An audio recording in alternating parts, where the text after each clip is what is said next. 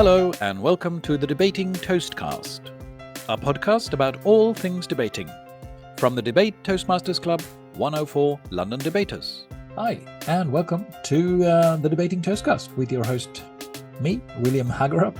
I'm one of the debate coaches at 104 London Debaters, which is a Toastmasters debating club in London. Now, this is the second episode in a series of fairly short podcast episodes on the topic of rhetoric. The content is based on a workshop we did in the club called Rhetoric, the Building Blocks of Persuasion. And in this, the second in the series, we are going to talk about enthymemes. You've heard about memes? Now you're going to hear about enthymemes. Enthymeme is another Greek term, and together with logos, ethos, and pathos, it's one that I think is useful to learn and remember. It's a concept that Aristotle also developed, and it describes something that we actually do all the time without thinking. The term literally means inside the head, but the definition in the context of debating is an argument with an unstated premise. Now, this is something, as I mentioned, we do all the time. When you say, for example, I'm hungry, let's get a burger. The unstated premise there is that the burger will indeed satiate your hunger. Now, this may seem obvious, but the point is that it only works if the unstated premise is something that your listeners indeed do agree with you is true. So take, for example, the classic syllogism. Premise A, Socrates is a man. Okay, yes, we all agree with that. Premise B, all men are mortal. Well, yes, so it would seem. And therefore, conclusion, Socrates is mortal. Well, look, in a normal conversation, even in a debate, we could just take away the second premise there that all men are mortal, because everybody knows that. And we can safely assume that our audience would know that and agree that that's the case. And as a matter of fact, unless Socrates happened to be, the name of your boat or some other inanimate object, we could even take away premise A, the first one, that Socrates is a man. We assume that he is a man. We could just go straight to the conclusion. Socrates is mortal. Yeah, because you know what? He's a human being and they are mortal. And we all know that. We don't actually need to spell that out. And that is an enthymeme. But if we take a more controversial issue and say, premise A, smoking is bad for people's health. Premise B, it is the state's responsibility to ensure people make healthy choices, and therefore conclusion, the state should ban smoking. Well, here we can safely assume that most people will probably agree with premise A, that smoking is indeed bad for you. But hey, premise B there is much more controversial. Many people would not agree that the state should be some sort of nanny state and make people take healthy choices. So if you, for example, were to argue something like this, smoking is bad for people's health, and therefore the state should ban smoking, which incidentally is more or less what Rishi Sunak did, the British Prime Minister at time of recording, at the Conservative Party conference in the summer of 2023. Well, then you are leaving out something about which there is considerable disagreement. And so that's not a very good enthymeme, actually. Now, to see how this may look in a well-argued case, so this is an example of how it's used really, really well. Let's look at an article by Jonathan Sumption, Lord Sumption, the former Supreme Court judge, and this was recently published in the Spectator magazine. And in this article, he argues for Britain's withdrawal from the European Court of Human Rights, ECHR, and I quote, "One point should be made at the outset and never overlooked. We do not need the European Convention on Human Rights in order to protect human rights. Many of the rights which the Convention proclaims were part of British law long before the Convention was conceived. There is nothing in it that we cannot enact by ordinary domestic legislation. We can have whatever rights we want if there is sufficient democratic mandate for them. The real purpose of the Convention is to make us accept rights which we do not want and for which there may be no democratic mandate." Now, there are several unstated premises in the article, and in this particular extract, the two most important are, firstly, having codified human rights is a good thing. This is a premise that he doesn't state that explicitly, but it's certainly there as a foundation for what he says. Okay, and then secondly is that there must be a democratic mandate for them in this country. Again, he doesn't explicitly say that there must be a democratic mandate. And the reason why he doesn't spell these two premises out is that he is assuming that the people that he needs to convince, his audience, that they do agree with him on these premises. That human rights are something that should be codified. It's a good thing that they are codified, that they are written down in law. But also that his audience understands that such things should have a democratic mandate, that that's also necessary and a good thing. And therefore, he doesn't need to spend time on spelling out why a democratic mandate is necessary or why codified human rights is a good thing. He just takes that for granted that everybody who he needs to convince will agree with him on these points. And thus, he saves time, or in this case, of course, column space, for what his audience actually needs to hear, namely that the court is not working according to its original purpose. Now, for us at 104 London Debaters and in many other formal debate contexts, a key function of the enthymeme is actually that we can save time when we are presenting an argument for some motion or other.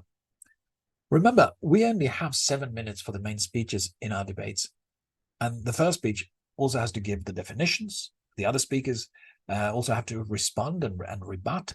So there is really very little time to give the premises that you really need to give. And as such, it's very useful to focus only on that which you really need to say, what you need to prove, what you need to back up, what the audience needs to hear in order to vote for your side. So let's try this with an example. So let me give here stated premises. According to the Office of National... Now, let me first say, I'm just making this up, okay? There's no factuality here. As far as I know, there may be, but I have just made this up as an example. So according to the Office of National Statistics, people are eating less fruit than the recommended amount. This is premise 1. Premise 2. This has an adverse health effect, long term. Okay. And then premise 3. Habits are formed in youth. Conclusion, therefore, which might be the motion of the debate, the government should ensure free fruit in all primary and secondary schools so that children get into the habit of eating fruit.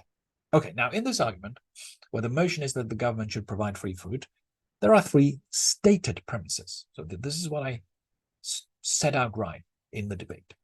However, some of these premises, and indeed the conclusion itself, also have some unstated premises behind them, such as, for premise number 1, the enthymeme here is that we should eat more fruit.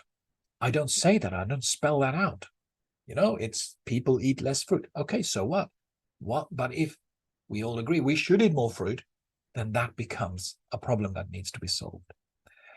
In premise 2, the enthymeme is that adverse health effects are something that both can and indeed should be done something to avoid.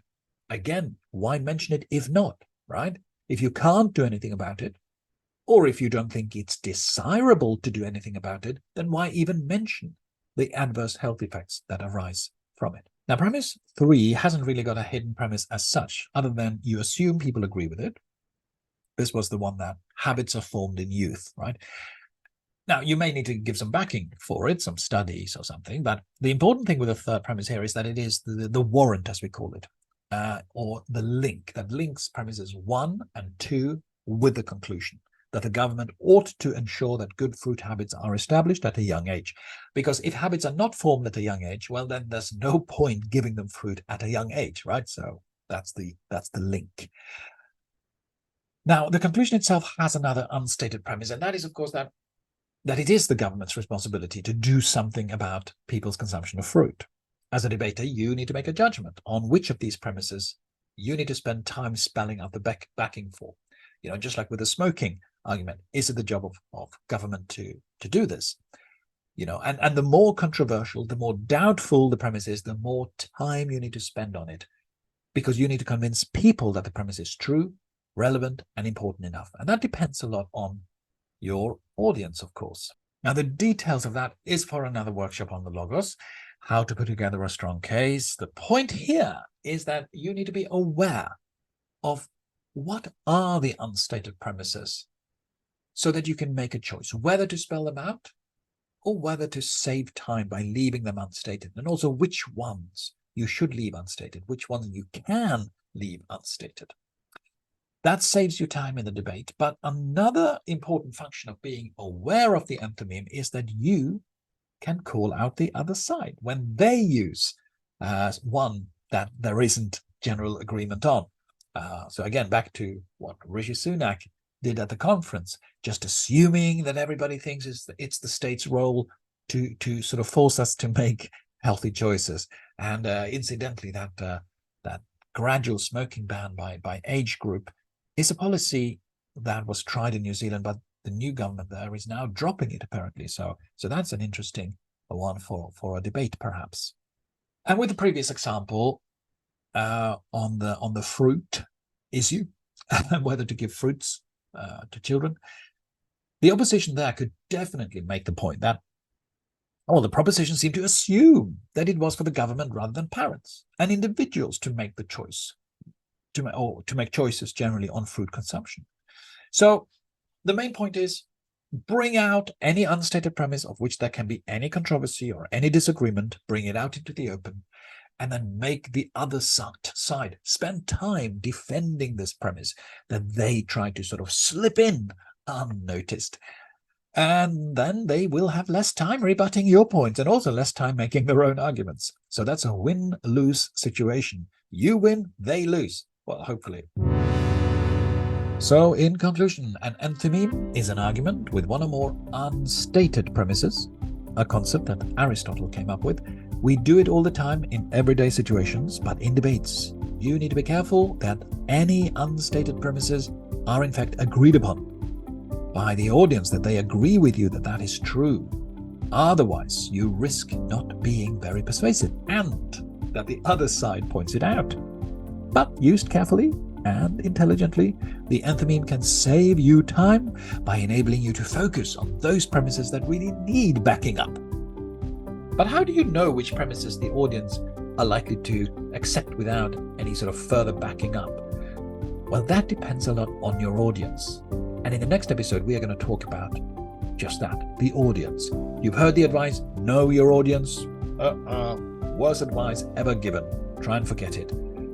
Why? Listen to the next episode, episode 3 in the series Rhetoric, the building blocks of persuasion, to find out. You've been listening to the Debating Toastcast. Feel free to leave a comment, critical or encouraging. We welcome both. And if you'd like more information about joining the club or coming first as a guest, please have a look at our website, 104londondebaters.club, or send us an email on info@104londondebaters.club. That's info@104londondebaters.club. Thank you for listening.